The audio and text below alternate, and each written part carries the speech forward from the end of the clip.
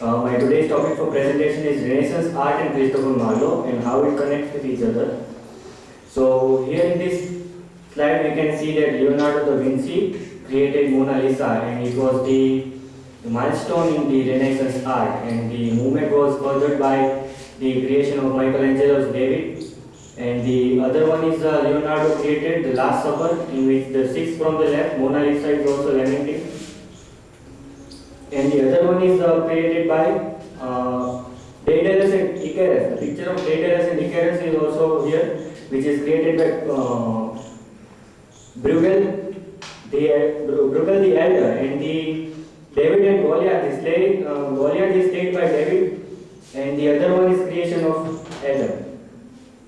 So in this picture, School of Athens, which is painted by Raphael, we can see that everybody is doing their own work. Nobody is interested in anybody else's work. So this was the spirit of Renaissance.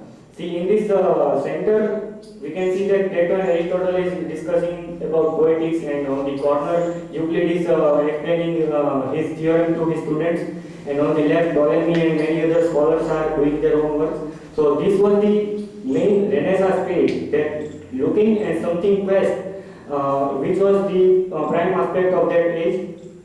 And now let's have one quick video about creation of David and how it goes further to Renaissance. Powerhouse. Rather than its church, it's the city hall, once the palace of the Medici family that towers over the main square. Michelangelo's David originally stood here. This is a copy. The original David is the centerpiece of the nearby Academia Gallery, which feels like a temple to humanism. At its altar, one very impressive human.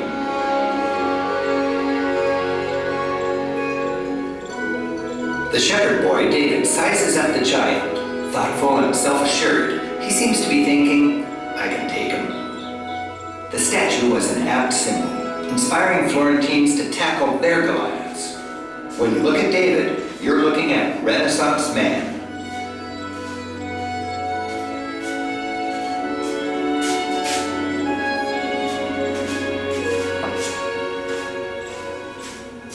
Artists now made their point using realism. They did this by merging art and science. For instance, Michelangelo actually dissected human corpses to better understand anatomy. This humanism was not anti-religion. Now people realized that the best way to glorify God was not to bow down in church all day long, but to recognize their talents and to use them.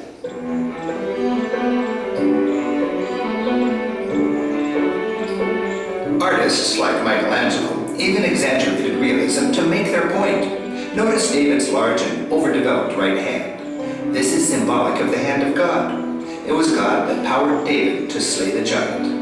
And Florentines like to think God's favor enabled them to rise above rival neighboring city-states. The nave-like hall leading to David is lined with Michelangelo's unfinished prisoners, struggling to break out of the marble. Michelangelo believed these figures were divinely created within the rock. He was simply chiseling away the excess. Here we see the Renaissance love of the body as Michelangelo reveals these compelling figures. While these statues are called unfinished, perhaps Michelangelo was satisfied he'd set them free, and he moved on to other challenges.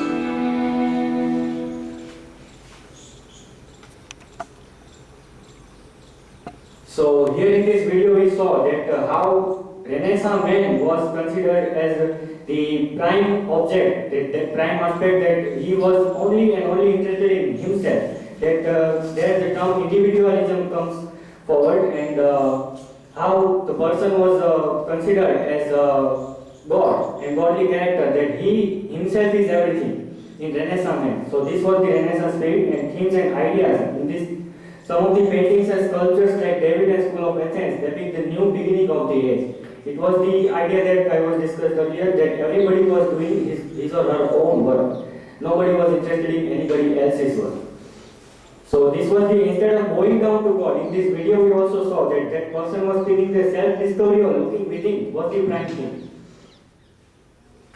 And unity and beauty but not vulgarity. This was the best thing that I saw in Renaissance art, and how Christopher Marlowe used in this in his works. It is also very interesting to know that nudity and vulgarity are very near to each other, but there is very thin line of difference between both of them. But so see, as Shivlinga and Yoni of Parvati are also considered as nude image of their own god, and they are objectified as the object of worshipping, and we all worship them. But we don't find any vulgarity in that.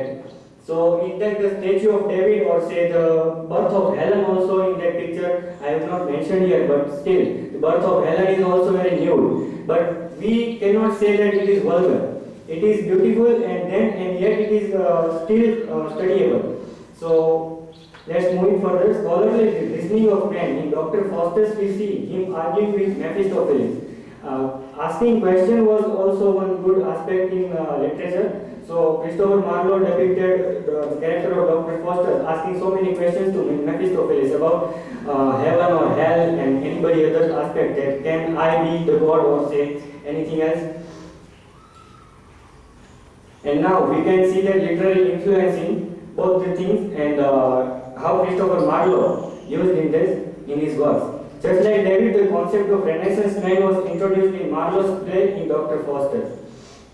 And bloodshed and massacre in Marlowe's play, The Massacre at Paris. As we saw David and Goliath, we can see that concept of massacre is coming out from that message. That in that very stage of that Ahmedabad, for Ahmedabad it is said that जब कुत्ते पे ससाया तब बादशाह ने नगर बसाया. So that also comes in that David is also very dwarf in size, and Goliath is very high-tech man. That nobody can defeat, nobody can think of defeating him. So still Marlowe depicts that bloodshed and massacre, and coming over the problems and all the our quest to make it happen and complete our quest is also very important. And then Goliath and David's concept also is taken very well. Now, just in the school of Athens, scholars were finding and searching for new ideas and theories. Curiosity to know new things in Dr. Faustus. Exploring new things was the prime concern of Dr. Faustus, and the Renaissance spirit of Dr. Faustus, he wants to explore even at the cost of his own soul. This was also once more that Renaissance spirit is coming out of it. And then Dr. Faustus questions and thinks beyond old norms.